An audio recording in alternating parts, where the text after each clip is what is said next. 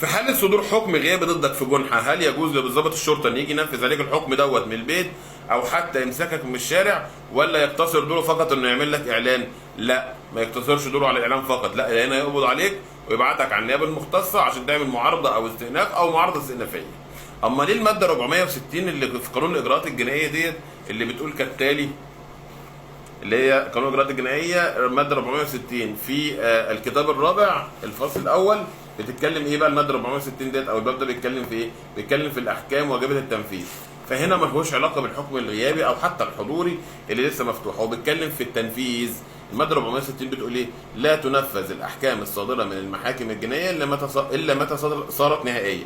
يعني ايه؟ يعني ما ينفعش الضابط ياخدك مثلا صادر ضدك حكم بسنه سواء حضوري او غيابي، بس لسه في قدامك درجات تقاضي، يعني لسه ما بقاش حكم نهائي، مش من حق الضابط ان ياخدك ويقبض عليك وتنفذ العقوبه اللي هي السنه الا لو الحكم ده اصبح نهائي.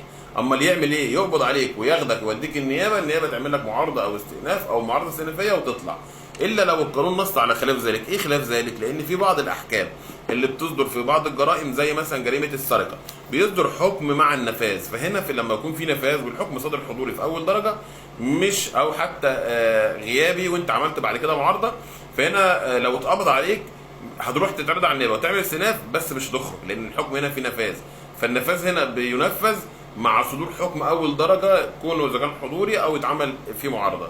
ولو انت رحت حضرت الجلسه بتاعتك بتاعت السرقه وصدر حكم ضدك سنه مثلا مع النفاذ، بتعمل استئناف وودنك محبوس لحد تاريخ الجلسه.